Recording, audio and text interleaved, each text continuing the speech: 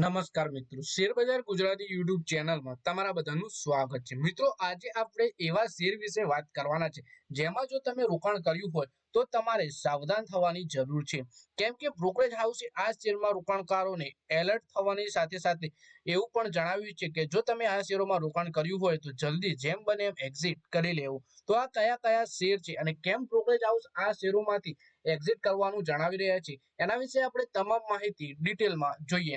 તો આ વિડીયોને તમે પૂરેપૂરો જોજો, જેથી કરીને જો તમારા જોડે પણ આવી કંપનીના શેર હોય તો તમારે આગળ શું કરવું એના વિશેની માહિતી તમને મળી રહે। સૌથી પહેલા મિત્રો આપણે વાત કરીએ સોનાનો કારોબાર કરનારી મુથુટ ફાઇનાન્સના શેરોમાં 5% વધારેનો ઘટાડો આવી ગયો છે આજના દિવસે। આશ્ચર્યની વાત એ છે કે શેરોમાં આ મંદી ક્વાર્ટર પરિણામો પછી આવી છે। ચોથા ક્વાર્ટરમાં મુથુટ ફાઇનાન્સનો કન્સોલિડેટેડ ચોખ્ખો નફો 1444 કરોડ રૂપિયા રહ્યો, જે ગયા વર્ષની તુલનામાં 22% વધારે છે। આ ક્વાર્ટરમાં કંપનીનું એસેટ અંડર મેનેજમેન્ટ પણ વાર્ષિક આધાર પર 37% વધી 1.2 લાખ કરોડ રૂપિયા થઈ ગયું। જોકે દમદાર ક્વાર્ટરના પરિણામો છતાંય મુથુટ ફાઇનાન્સના શેરમાં આજે 5%થી વધારેના ઘટાડા સાથે 2149.7 રૂપિયાના સ્તર પર કારોબાર કરી રહ્યા છે। આવા સારા પરિણામ છતાં પણ કેમ ઘટાડો આવ્યો એના વિશે આપણે તમામ માહિતી ડિટેલમાં જોઈએ। એલટીસી એટલે કે લોન ટુ પ્રાઇસ સંબંધિત નિયમો પર રિઝર્વ બેંકના ડ્રાફ્ટના કારણે gold loan financing company Muthoot ફાઇનાન્સના શેરોમાં આજે 5%નો ઘટાડો જોવા મળી રહ્યો છે। વાસ્તવમાં રિઝર્વ બેંક આ ડ્રાફ્ટમાં ગાઈડલાઇન સંબંધિત અનિશ્ચિતતાઓના કારણે રોકાણકારોની ચિંતા વધી ગઈ છે। એટલે કે લોન ટુ પ્રાઇસ સંબંધિત જે નિયમો હતા એના રિઝર્વ બેંકના ડ્રાફ્ટના કારણે આ કંપનીના શેરમાં આપણને ઘટાડો જોવા મળી રહ્યો છે। બ્રોકરેજ આ શેરમાં શું સલાહ આપે છે એ જોઈએ તો દેશની દિગ્ગજ બ્રોકરેજ ફર્મ મોતીલાલ ઓસવાલે કહ્યું કે રોકાણકારો સતર્ક રહેવું જોઈએ, કારણ કે એલટીવી ને લઈને આરબીઆઈની ગાઈડલાઇન્સ જો લાગુ થાય છે તો મુથુટ ફાઇનાન્સ અને અન્ય એનબીએફસીના ડિસ્ટર્બન્સ પર અસર જોવા મળશે। જ્યારે સુધી આરબીઆઈ તરફથી ફાઇનલ ગાઈડલાઇન્સ ન આપવામાં આવે ત્યાં સુધી ચિંતા રહેશે। પછી વાત કરીએ કે એલટીવી ને લઈને કરવામાં આવેલી ચિંતાઓની વચ્ચે ગ્લોબલ બ્રોકરેજ ફર્મે મુથુટ ફાઇનાન્સના શેરો ઉપર પોઝિટિવ વલણ જાળવી રાખ્યું છે। જેફરીઝે મુથુટ ફાઇનાન્સના શેર પર 2660 રૂપિયા પ્રતિ શેરના ટાર્ગેટ સાથે ખરીદીની સલાહ આપી છે। બર્નસ્ટીને 2500 રૂપિયાનો ટાર્ગેટ નક્કી કર્યો છે। પછી મિત્રો આપણે વાત કરીએ રેમંડના શેર વિશે, જે શેરમાં બુધવારે અચાનક લગભગ 66%નો ઘટાડો નોંધવામાં આવ્યો છે, જેનાથી રોકાણકારોની વચ્ચે ચિંતાની સ્થિતિ સર્જાઈ છે। જોકે માર્કેટ એક્સપર્ટનું કહેવું છે કે આ ઘટાડો કોઈ વેચવાલીના કારણે નહીં, પરંતુ કંપનીના રિયલ એસ્ટેટ બિઝનેસ રેમંડ રિયલ્ટીના ડીમર્જરના કારણે કિંમતના પ્રાઇસમાં એડજસ્ટમેન્ટ છે। એક્સચેન્જ ડેટા પ્રમાણે ડિસેમ્બર 2024માં હિસ્સેદારી 15.38% હતી, જ્યારે માર્ચ 2025માં હિસ્સેદારી 15.64% થઈ અને ડીઆઈએસની હિસ્સેદારી ડિસેમ્બર 2024માં 7.2% હતી, જે માર્ચ 2025માં 6.86% હિસ્સેદારી ઉપર આવી ગઈ, એટલે 7.2 થી ઘટી 2025માં 6.85% હિસ્સેદારી થઈ ગઈ। રેમંડ લિમિટેડના શેર એનએસયુ પર 1564 રૂપિયાથી ઘટી 523 રૂપિયા 10 પૈસા ઉપર બંધ થયા, એટલે કે એક જ દિવસમાં 66.56%નો શેરમાં ઘટાડો આવ્યો। આ ફેરફાર કંપનીની એક્સ ડેટ એટલે કે 14 મેના રોજ થયો છે, જે રેમંડ રિયાલિટીના ડીમર્જર માટે નક્કી કરવામાં આવી હતી।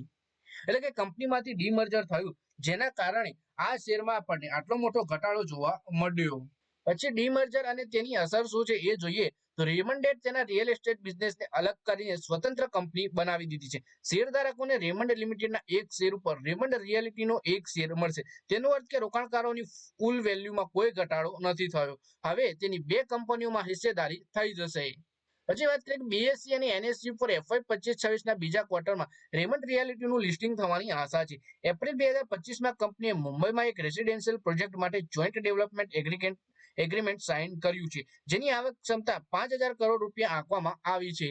રેમંડ ગ્રુપ તેના વિવિધ કારોબારને અલગ અલગ યુનિટમાં વિભાજિત કરવા જઈ રહ્યું છે, જેથી દરેક સેક્ટર પર ફોકસ અને વેલ્યુ અનલોક કરી શકાય। આ પહેલા સપ્ટેમ્બર 2024માં કંપનીએ તેની લાઇફસ્ટાઇલ બિઝનેસને પણ ડીમર્જ કરીને અલગ લિસ્ટ કર્યું હતું। પછી વાત કરીએ કે રેમંડ લિમિટેડના શેરમાં તીવ્ર ઘટાડો કોઈ નકારાત્મક સંકેત નથી, પરંતુ ડીમર્જર કારણે ટેકનિકલ ભાવમાં ગોઠવણ છે। હવે રોકાણકારો પાસે રેમંડ લિમિટેડ અને રેમંડ રિયલ્ટી બંનેમાં હિસ્સો છે, જે રેમંડ ગ્રુપના લાંબા ગાળાના વ્યૂહાત્મક યોજનાઓનો એક ભાગ છે। આગામી સમયમાં રેમંડ રિયલ્ટીના લિસ્ટિંગથી રોકાણકારોને વધારાના લાભ મળી શકે છે। પછી મિત્રો આપણે વાત કરીએ ટાટા મોટરના શેર વિશે, જેમાં ટાટા મોટર્સે માર્ચ 2025માં પૂર્ણ થયેલા ચોથા ક્વાર્ટરના પરિણામો જાહેર કર્યા છે. કંપની આ દરમિયાન 8,556 કરોડ રૂપિયાનો ચોખ્ખો નફો થયો છે, જે ગયા વર્ષના સમાન સમયગાળામાં 17,528 કરોડ રૂપિયાના નફાની સરખામણીએ લગભગ 51% ઓછો છે. બીજી તરફ કંપનીની આવક આ ક્વાર્ટરમાં લગભગ સ્થિર રહી છે. માર્ચ ત્રિમાસિકમાં કંપનીની આવક 1,19,502 કરોડ રૂપિયા રહી, જ્યારે ગયા વર્ષે આ સમયગાળામાં તે 1,19,033 કરોડ રૂપિયાની હતી. ટાટા મોટરના બોર્ડે વર્ષ 2024-25 માટે એક મોટી જાહેરાત કરી છે. કંપનીએ ₹2 ફેસ વેલ્યુ વાળા દરેક શેર ઉપર ₹6 પ્રતિ શેર ડિવિડન્ડ આપવાની પણ ભલામણ કરી છે. જો આ પ્રસ્તાવ કંપનીની વાર્ષિક બેઠક એટલે કે એજીએમમાં પસાર થશે તો જૂન 2025ના રોજ શેરધારકોને ડિવિડન્ડની ચૂકવણી કરવામાં આવશે. ટાટા મોટરના શેરની સ્થિતિ વિશે વાત કરીએ તો એ કઈ ખાસ સારી નથી. કંપનીએ પરિણામો બજાર બંધ થયા પછી જાહેર કર્યા હોવા છતાં એવું લાગે છે કે રોકાણકારોને નફામાં ઘટાડાની અગાઉથી જ ખબર હતી, જેથી આજે ટાટા મોટરના શેર લગભગ 2% ઘટાડા સાથે બંધ થયા છે. ટાટા મોટરના શેર તેના 52 વીક હાઈ 40% નીચે ટ્રેડ થઈ રહ્યા છે. આજે એનએસસી ઉપર શેર 1.82% ઘટી ₹707 ઉપર બંધ થયો. આપને જણાવી દઈએ કે તેની 52 વીક હાઈ ₹1,179 છે, જ્યારે છેલ્લા એક મહિનામાં શેરમાં 15%નો વધારો થયો છે, પરંતુ 6 મહિનામાં શેર 10%નો ઘટાડો આવ્યો છે. પછી કંપનીએ શું કહ્યું એ જોઈએ તો ટાટા મોટરે એક્સચેન્જ ફાઇલિંગ દ્વારા પરિણામોની માહિતી આપી છે. કંપનીએ જણાવ્યું કે એપ્રિલ 2025માં કંપનીએ અમેરિકા દ્વારા લાદવામાં આવેલા વેપારી ટેરિફની અસરને ઘટાડવા માટે કેટલાક તાત્કાલિક પગલાં લીધા હતા. આ ટેરિફ વૈશ્વિક ઓટોમોબાઈલ સેક્ટર પર અસર કરી રહ્યા હતા. કંપનીએ 8 મે 2025ના રોજ અમેરિકા અને બ્રિટન વચ્ચે થયેલા નવા ટ્રેડ ડીલનું સ્વાગત કર્યું. આ ડીલ હેઠળ અમેરિકામાં બ્રિટનથી થતા ઓટો નિકાસ પર ટેરિફ 27.5%થી ઘટી 10% કરવામાં આવ્યો. જોકે આ રાહત માત્ર 1 લાખ વાહનોની મર્યાદા સુધી સીમિત રહેશે. આ ડીલથી ઓટો સેક્ટરને સ્થિરતા મળશે અને તેની સાથે જોડાયેલા રોકાણકારોને પણ વિશ્વાસ મળશે.